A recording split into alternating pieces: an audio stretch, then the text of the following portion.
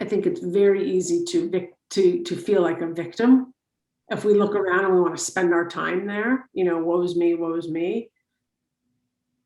But it's a waste of energy, quite frankly, when our energy could be used not only to better the world, but to better ourselves and to help ourselves feel like, all right, I'm here for reasons.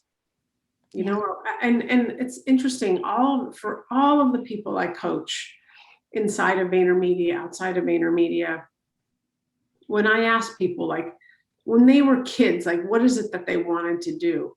When they say, I wanted to be a teacher, I wanted to be a baseball player, I wanted to be an astronaut, I wanted to be, like, we dream of doing such amazing things with our life when we're kids, because we don't have that fear, those limitations. Like, I want to be an astrophysicist, whatever, marine biologist. And then, all this stuff called life happens and all of this, rigmarole. And then all of a sudden we wake up in our like 20s or 30s and we find like, oh gosh, it didn't go as I planned. And I always ask people like, let's go back to that moment when you were like, I want to be an astrophysicist. I really want to work with whales all day. Like, you were limitless and you felt so inspired. Like, let's figure out how to get you back to that place of inspiration where sky is the limit.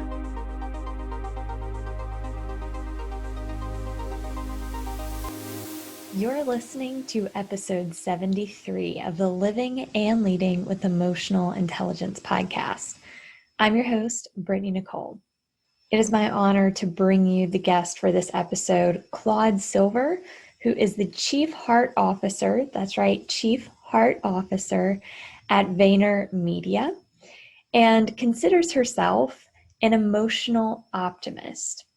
I'm so excited that Claude accepted my invitation to be on this podcast because I've been following her for a while on LinkedIn and just love her genuine character and attitude and her passion for people and really just bringing the best out of individuals and learning about herself in the process as well.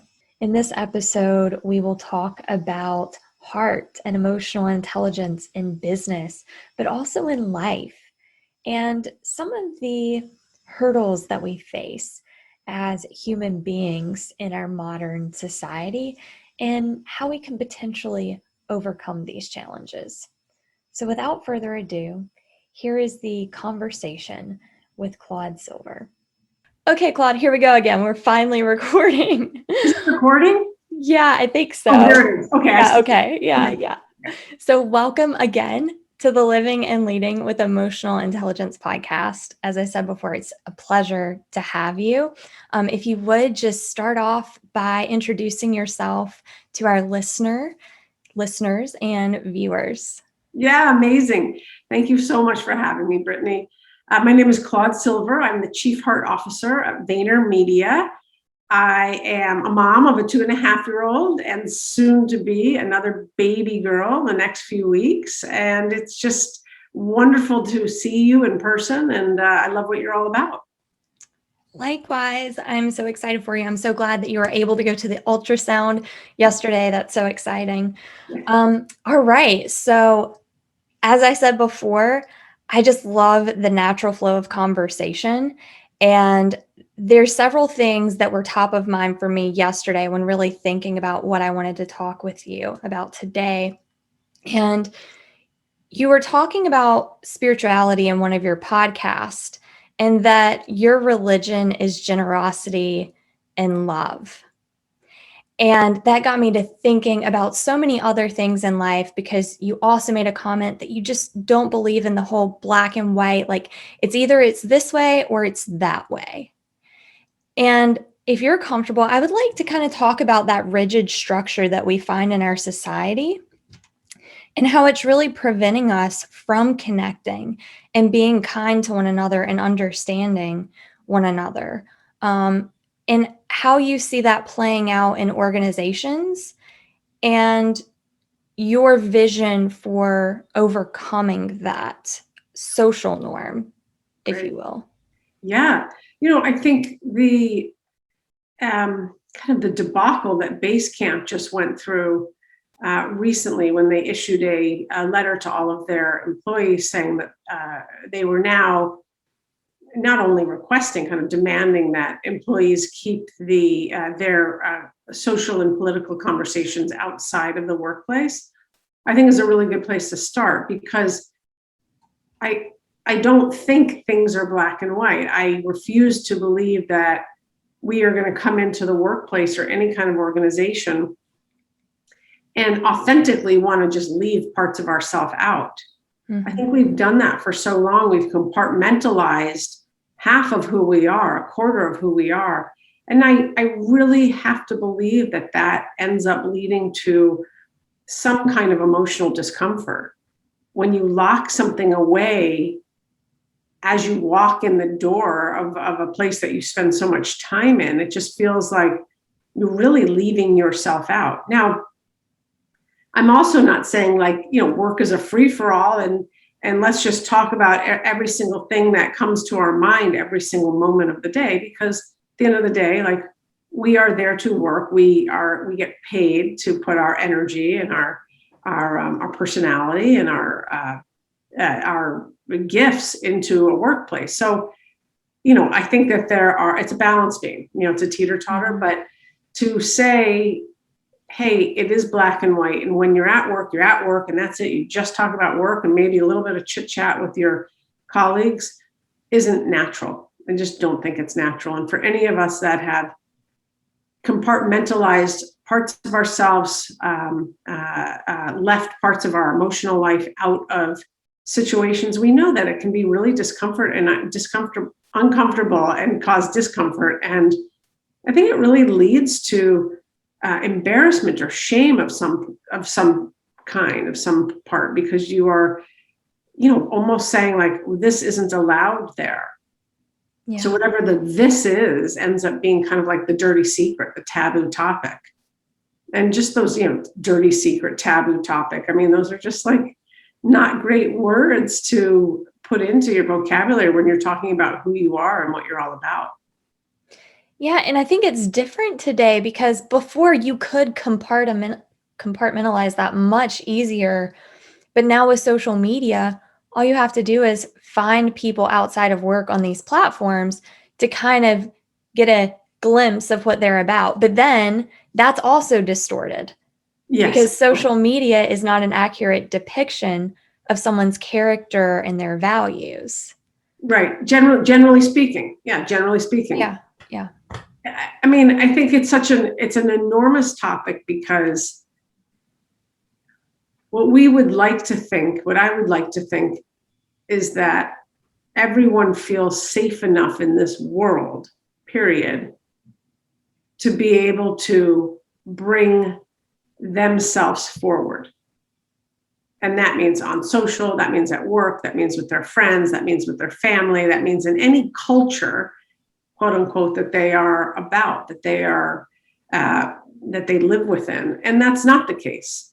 I think that's not the case, because of just the human nature dictates that we have all of these ranges of emotions, and some of them are jealousy, and some of them are envy, and some of them are, we compare one another to, compare each other. And so it does get really messy. It really does get messy. And the way I go about it is just thinking, and I really do think in my heart of hearts, when I open up social, that what I am seeing is what that person is all about. I really don't go there in my mind of oh, they're just phony and they're just fraud.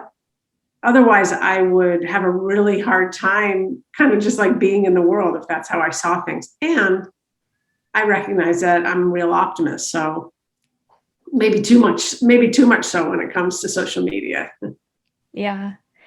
Well, and I think social media, and this is just my opinion, I think it brings out sometimes the extremes of people, meaning their opinion without a lot of context behind it. There you go. Yeah, that's very true. That's right? The black and white part. Yeah. The context is all the colors of the rainbow and all the gray, because that's where life actually happens. Yeah. And in the context and in all of the moments that make up the minutes. And that's a really good point. So it's not always what you see is what you get. I think you have to remember that there are going to be shades of other colors. That's a very good point. Yeah. And I was doing a podcast yesterday about parenting with emotional intelligence. Mm-hmm. And I was thinking about, parents don't want their children to lie. That makes parents very angry. It may concern parents. They may feel disappointed from that. But whenever they have that feeling of anger, it may be, I don't want my child to be that dishonest person, or I don't want them to manipulate others in a way but people don't go into lying, I don't believe, for that reason. It's a strategy, right? And so instead we look at the label attached to that, like manipulator or a dishonest person. It's like, no, that person had a need or an interest they were trying to meet, and that's how they did it. But I think we do that with a lot of things. We see the action or the words that come out of someone's mouth, and we don't look deep enough behind that to see what was the intent, what was the need that they were trying to meet behind that. It doesn't justify any action, right? That's not what I'm saying. But I think when we talk about kindness, it's all about that understanding and bringing that into the mix. And I think that's what makes having these conversations like politics and religion and all these very polarized views very hard to have in a very, I don't want to say like neutral way, like an open-minded kind of conversation. And that's why people are like, just don't talk about it. Right. It's difficult to, I think that's a very good point. It's difficult to remind yourself that what you see from a person is not the whole person, and for example, someone that tells a lie isn't a liar. Exactly. To your point, they have multiple reasons why they might have. Someone that steals something isn't a thief. It's Jack or, Joni, and they happen to have done these actions based on a number of things that probably led up to that moment. And I think that's really important, especially when you talk about the whole person and seeing a whole person, and I think it's really important to remember, especially if you're going to talk about like the spirituality and the religion of love and kindness, like to remember that everyone is going through their own thing. And what brought them to this moment right now is a myriad of experiences and incidences that we have no clue. We have no idea. We're just seeing them right now on screen. Mm-hmm. And this is who they represent as. So, I said once upon a time on a social post, actually, and it was a real one, like, I do believe in kindness and I don't get it right all the time because I'm a human and I have emotions and I don't hit it out of the park every single minute of every single day. It's something I strive to do, but I don't get it right all the time. Yeah. And I've said this before in my other podcast, but, for me, it took that kindness for myself, that self-compassion, before I was really able to show that to other people. And some people are the reverse. Some people are very kind and open to other people, and they're not very kind to themselves. Yeah. Right. But going back to the whole labels thing, it really dehumanizes people and it isolates them. I came from being that person that was labeled a bitch and bossy and crazy, psycho. But there was a lot of things behind that people didn't see. There was a lot of emotional trauma, and I was very dependent on other people for my happiness and acceptance. And when I didn't get that, I would react. Yeah. And I'm glad that happened to me. I'm glad that I had that experience, because it really opens my eyes when I see people acting out. I don't view them as that crazy person, that bad person, that criminal. I see someone who needs space that they've never been given before. And I know you talk about holding space for people. Can you talk about what that means to you? Yeah, absolutely. Thanks for sharing all of that. holding space for me is being present and creating a safety net for someone so that they can walk through whatever it is they're walking through, but they're not alone. I'm there, I'm a passenger, right? And I'm doing my best to be a non-judgmental passenger, making sure that whatever it is, when I'm with someone, it's about them. It's not about me. It's about who they are, what they need in that moment. And so if I can be there and neutralize neutralize the space as much as I can while being a loving passenger, I got your back, you're safe with me, those types of things. That's what it's all, that for me, that's what it's all about. I don't have to have the answers.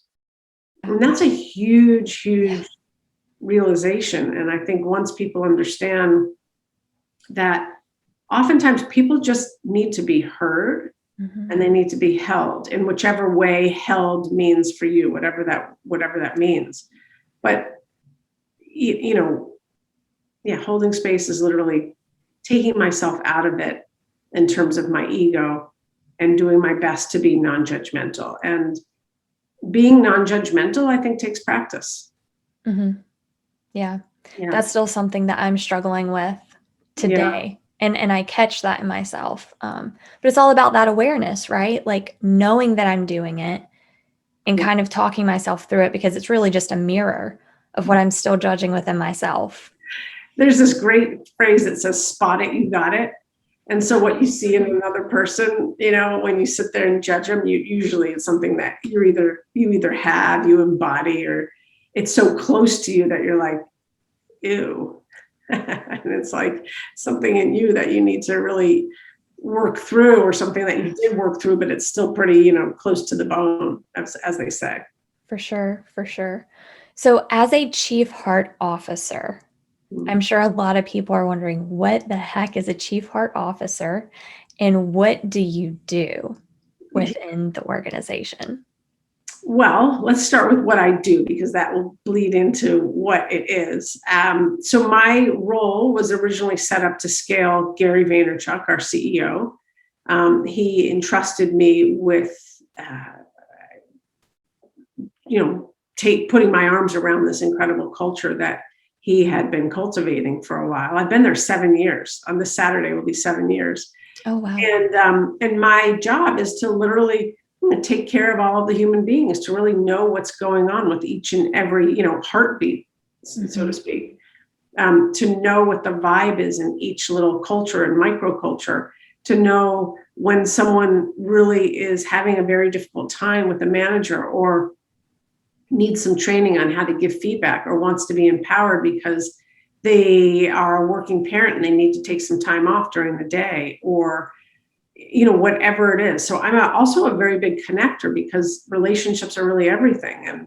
And in our organization, it's really true. There's so much goodness in each and every person and each and every pocket, that oftentimes I'm meeting with someone and then saying, oh gosh, here are 10 people I'm going to introduce you to that are just going to be great new friends for you. Or, oh, you want to learn about e-commerce? Let me introduce you to some of the people on the e-commerce team on the West Coast. So but for me, it's literally, I work for and I work with all of these great human beings. And I really want to create a place and continue to create a place where people feel like they can come to work, and we can also develop their whole humanness, because we want this to be a place where people want to stay forever. And if they don't stay forever, the 3 years, the 5 years, the 15 years that they stay, we want them to be able to look back and say, gosh, that decision I made to come to VaynerMedia and stay however long was the best career choice of my life. Yeah.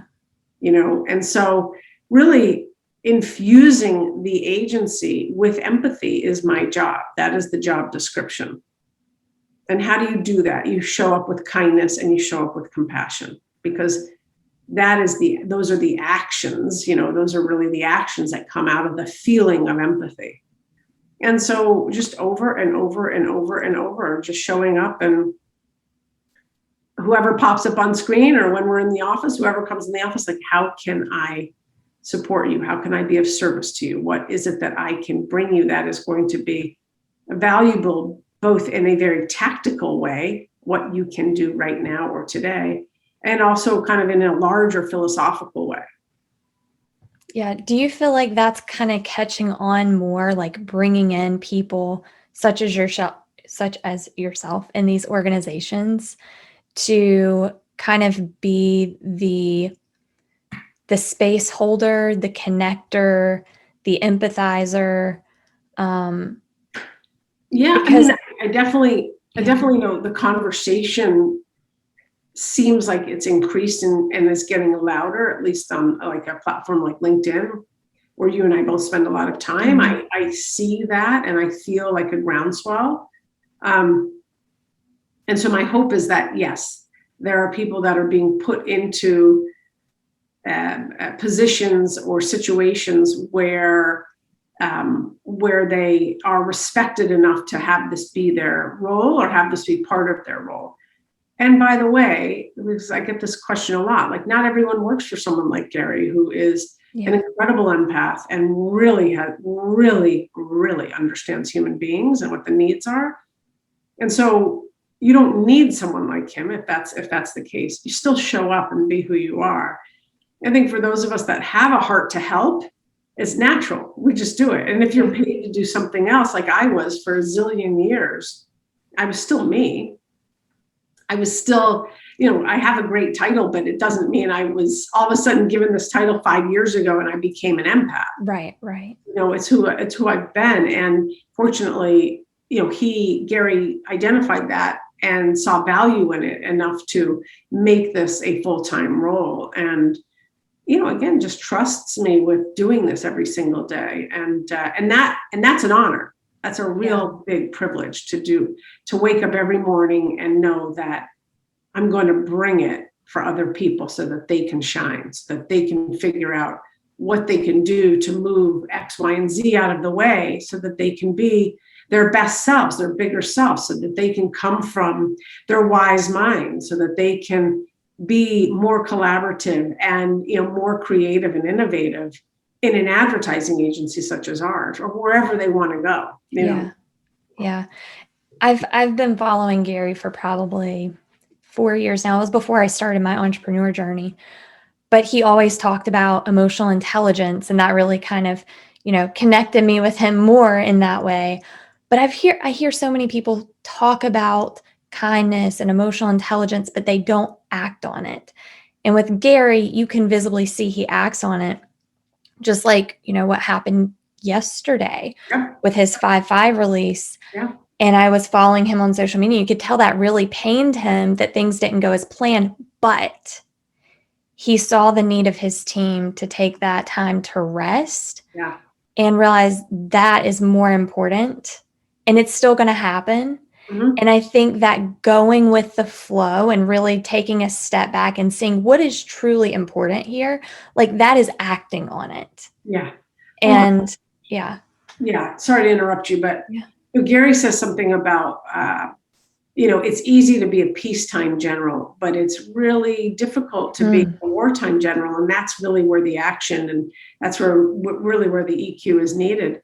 And not that yesterday was peace or wartime for him in terms of the release of 5/5, but he was in the trenches, and he and his team had been in the trenches for a very, for quite a long time, the past month or so, day in and day out, and night in and night out.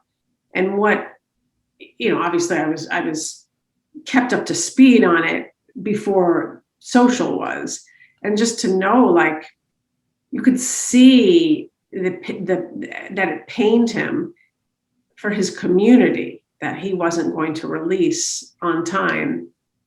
But the leadership and the ability that he showed to say, hey, I want to keep everyone abreast of what's going on, and I gotta call a timeout here because my team needs it, I need it, and we will rise again. And so, we have this phenomenal WhatsApp channel that a bunch of us are on. And when he shared with us what was going on, just the notes that came into him from his people, his crew at Vayner, was just remarkable. I'm going to screenshot it for him so we have it forever.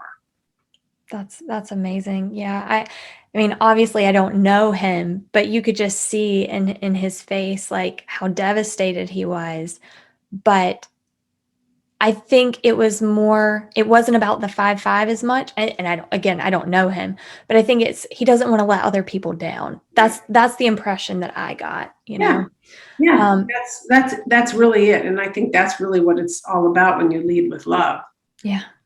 And I think he didn't let anyone down. That's the real deal. Right, He didn't let anyone down. Exactly. Yeah.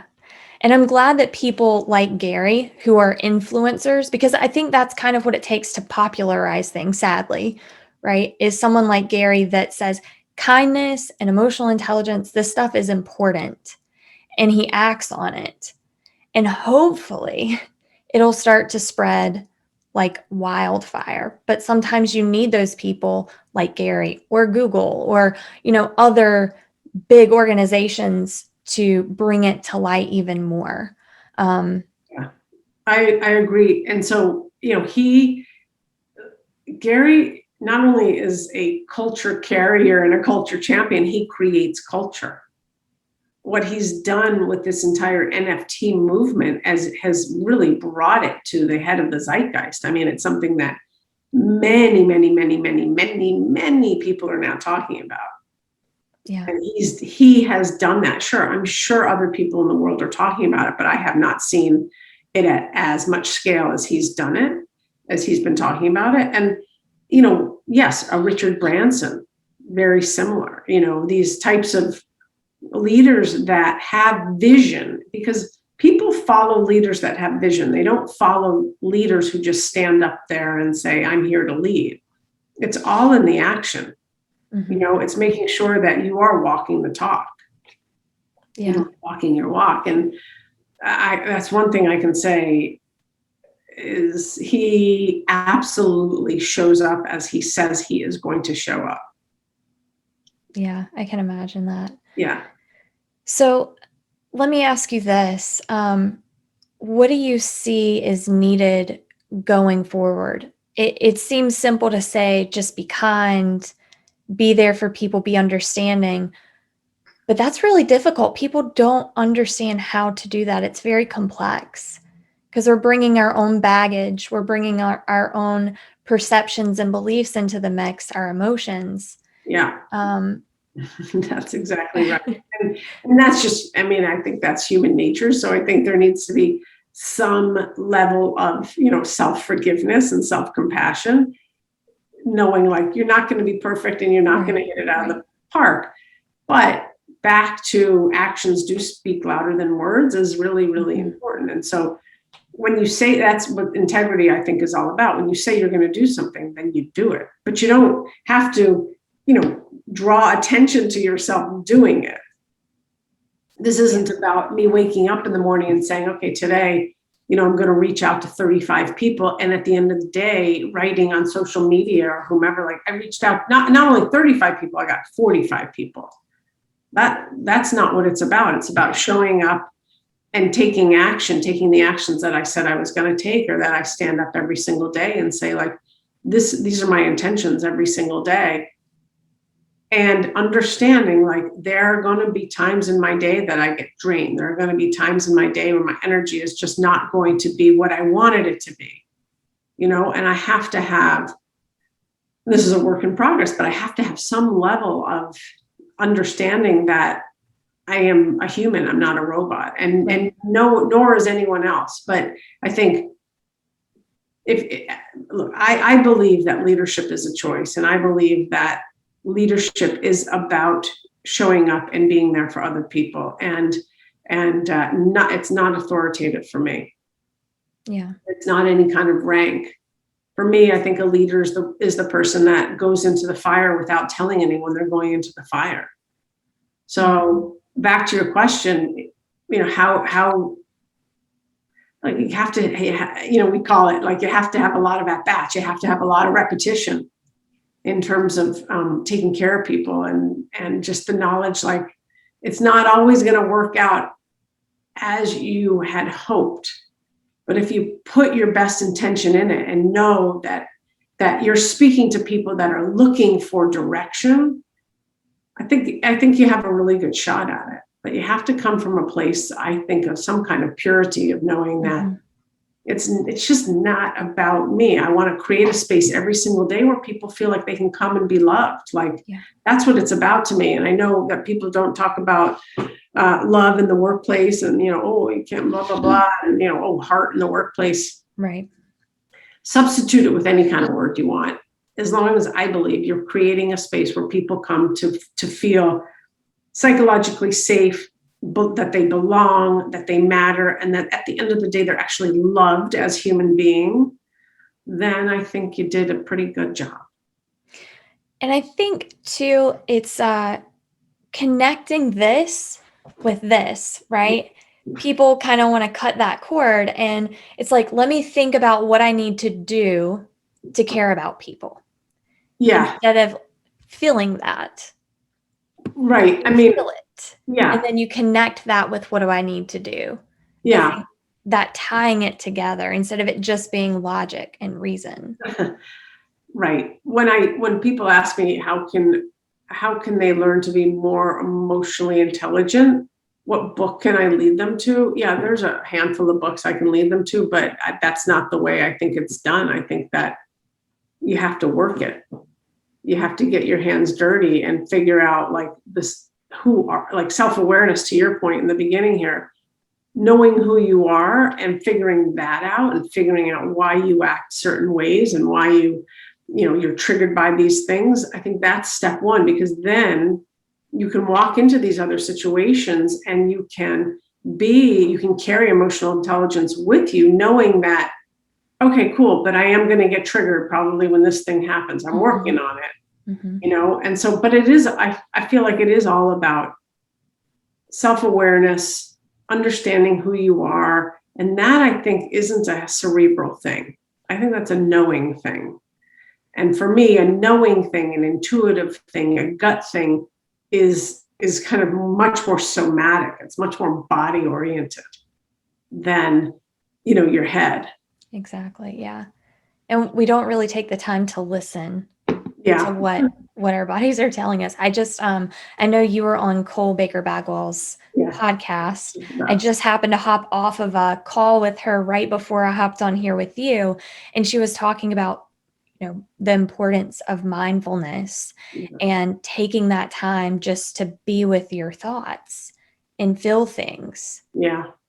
And even with COVID, with a pandemic where you're always with yourself for the most part, I think we're still trying to keep ourselves super busy, and it distracts us from really that introspection that we need to figure ourselves out. Yeah, I think people, humans, myself included, can sometimes be very fearful of the thoughts in our head, the 3 a.m. thoughts, the 2 a.m. thoughts, when you can't shut off your mind. It happens to me too at times where it just, whether or not I haven't like drained my bucket at the end of the day, and filled it up with other things. Like, it's very difficult, I think, to be with your thoughts, especially when there are a lot of unknowns going on, or a lot of questions. But one of the, a lot of times people ask me if I meditate. I listen to a meditation probably 5 or 6 nights out of the week. And it is a way for me to actually shut that day down. That day is done. And then go into this, this Narnia called sleep. And then I wake up in the next morning and I have no idea, about the meditation I listened to the night before. It's a new day. Yeah. But it does help, I will say. I started it in COVID. I started it probably, last April or May. And it is something that I have stuck with. And it's helped me, like I say, just end the day.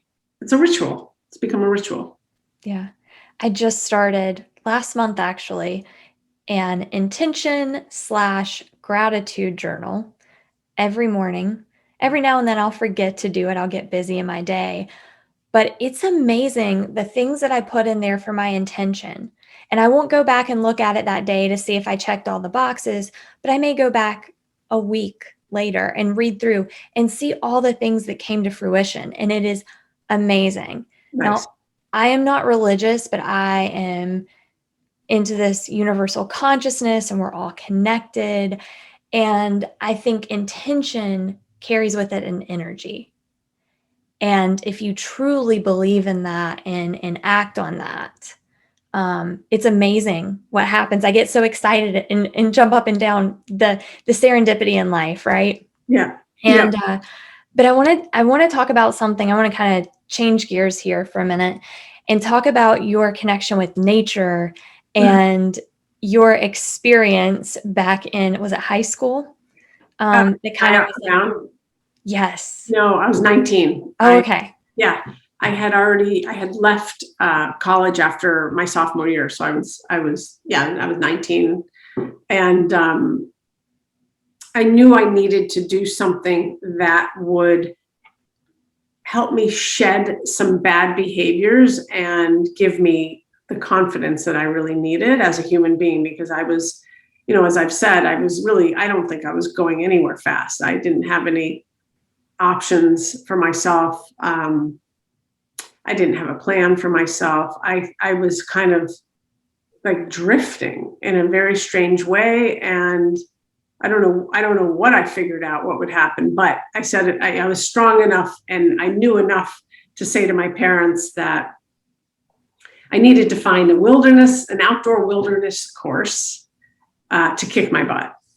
And lo and behold, you put that out there. I found a 93-day, the longest one possible. I couldn't imagine 93 days. Yeah, wilderness leadership course. So not only was it wilderness, it taught me to be a wilderness leader in the wilderness, and everything that encompasses. And it was the most physically challenging thing I've ever done, and it gave me gifts that I still have to this day. I have my journal still from that time.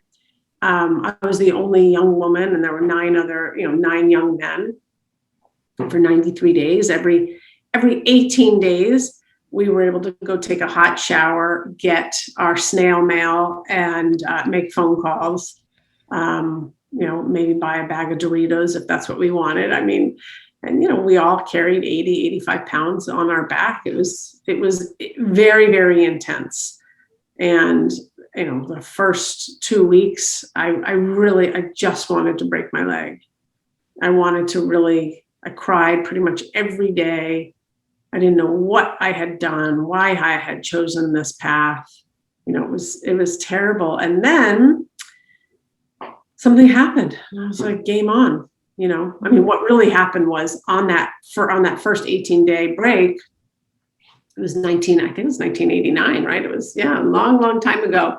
And I had just gotten out of the shower. I was at a hotel and was turned on the TV, and the World Series was on, and it was the San Francisco Giants and the Oakland A's. I think it's called a Subway Series. And as I was watching it, I saw the earthquake happen. So I saw the building shake and people just like ducking for cover. And literally I had been in this cocoon of the wilderness, no cell phones, no radios, no nothing, no news. And then I came back out and kind of got this like massive slap of water on my face, which brought more empathy to my life. I had been really feeling sorry for myself. And all of a sudden, I remember in that moment thinking like, oh, wait a second. I want to be a leader that serves other people. I want to be able to be in that earthquake right now, helping people. And it sounds, I don't know, it might sound a little bit vague right now, but I went back in and, for the next, 75 days, I really had a very big change of heart and a change of attitude, and came out of those 93 days. I think a very changed human in many, many ways. I was still myself. I was still my intuitive self and sensitive human being, but I had more of a plan for my life, which we need, we need. Yeah. And that just shows the power of mindset, creating our own reality. I think of the book, Man's Search for Meaning. Yes, totally. And reading that book, it definitely, for me, because at the time I read that book, I was feeling sorry for myself in many ways. And then it made me think, like, seriously, get over yourself, hearing that story. But how his mindset just changed everything and helped him survive through the Holocaust, Yeah. Helped him survive, helped other people survive. I mean, Yeah. if he could do it, geez, I'm sitting there like, I think to your point, like it's very easy to feel sorry for yourself. Mm-hmm. I think it's very easy to feel like a victim. If we look around and we want to spend our time there, woe's me, woe's me. But it's a waste of energy, quite frankly, when our energy could be used not only to better the world, but to better ourselves and to help ourselves feel like, all right, I'm here for reasons. And it's interesting, for all of the people I coach inside of VaynerMedia, outside of VaynerMedia, when I ask people, like, when they were kids, like, what is it that they wanted to do? When they say, I wanted to be a teacher, I wanted to be a baseball player, I wanted to be an astronaut, I wanted to be, like, we dream of doing such amazing things with our life when we're kids, because we don't have that fear, those limitations. Like, I want to be an astrophysicist, whatever, marine biologist. And then, all this stuff called life happens and all of this, rigmarole. And then all of a sudden we wake up in our like 20s or 30s and we find, like, oh gosh, it didn't go as I planned. And I always ask people, like, let's go back to that moment when you were like, I want to be an astrophysicist. I really want to work with whales all day. Like, you were limitless and you felt so inspired. Like, let's figure out how to get you back to that place of inspiration where sky is the limit.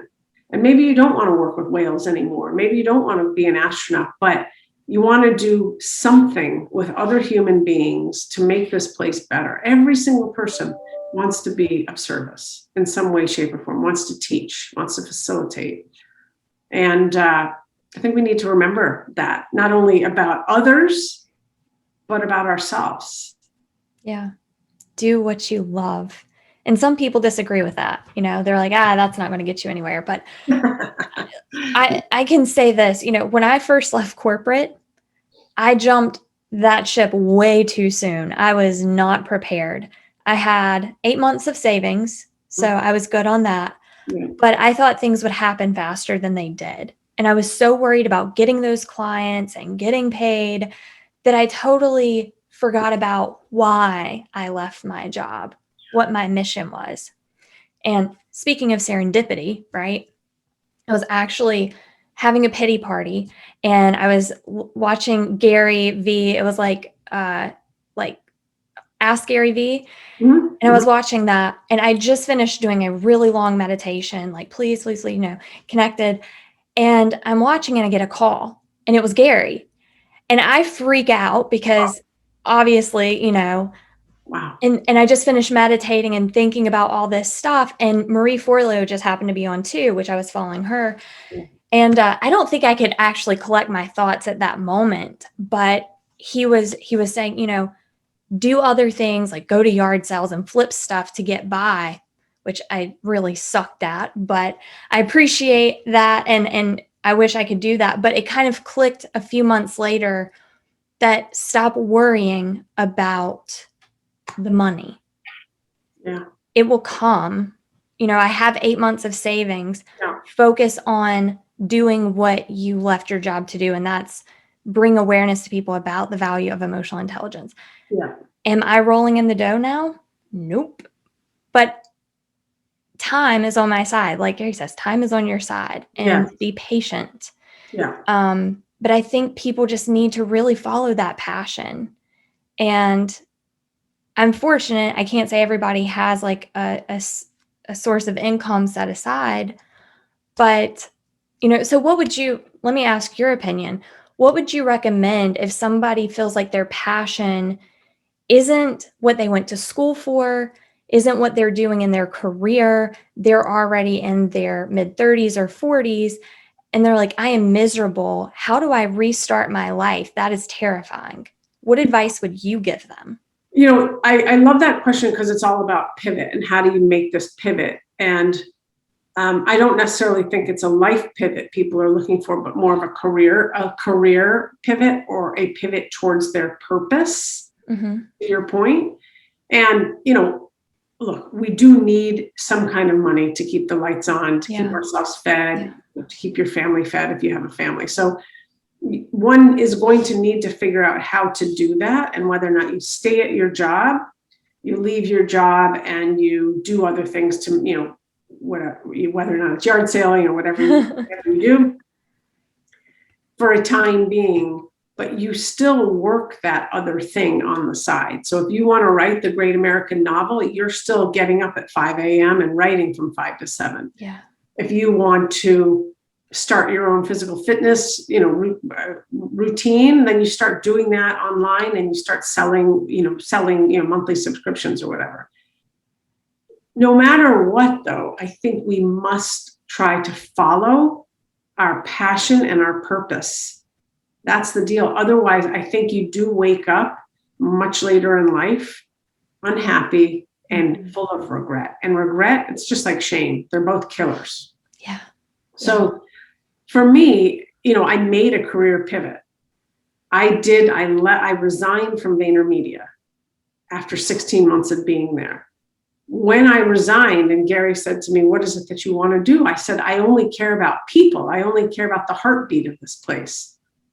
Now, I resigned. I had no idea that he was drumming up this role and that he would come back to me in 4 months and say, that's it. You're coming back. You're going to be chief heart officer. But I had made a pact to myself. I had set a date that I was going to leave. I had some savings. I was going to take X amount of time off. And then I was either going to start a coaching practice or I was going to find a role that I would only do what it is I'm doing today.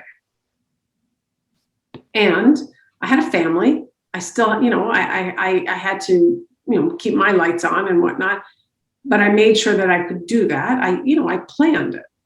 Right. So that it wasn't just one day, I'm out of here and I didn't know how I was going to pay my rent. That wouldn't have served the purpose.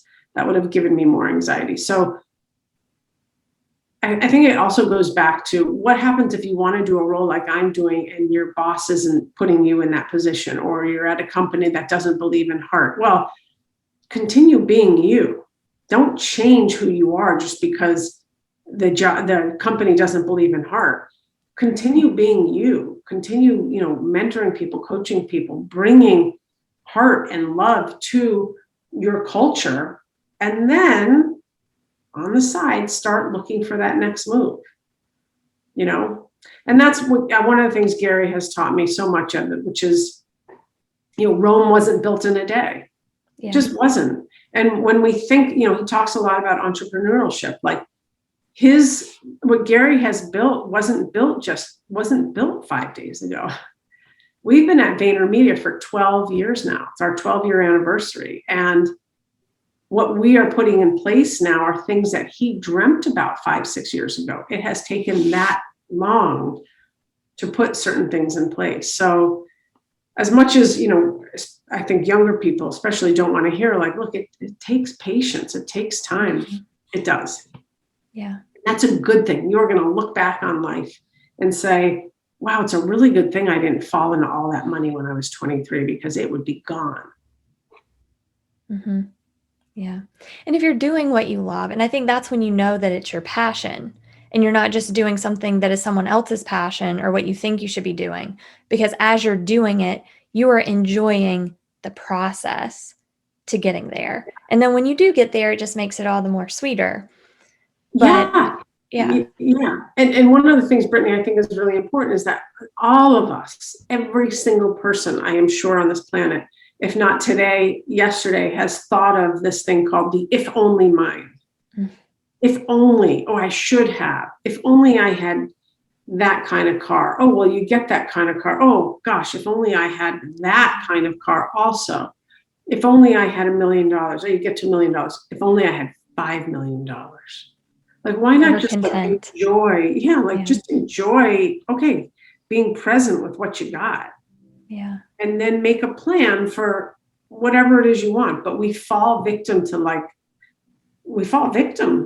to, it's not good enough. If only I did this, if only I had this, I should have called him, I should have would have did this. And it's like, it just takes you straight out of what you're doing right now. Because to get back to universal love and the power of the universe, like the universe needs us to be right here, right now, right here, right now.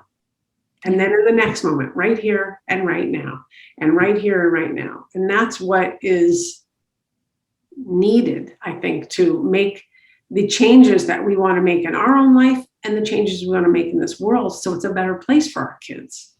100%. And I think that's a beautiful way to tie up this conversation. You just packaged it all nicely and put a bow on top of it. Awesome. But thank you so much for your time and what you're doing in the world and at Vayner. It's a great honor to have you on the podcast and a privilege to have connected with you. Thank you so much. It's great to be here, and I'm glad that we're friends. Yeah, likewise. Thank you, Claude. See ya. Bye.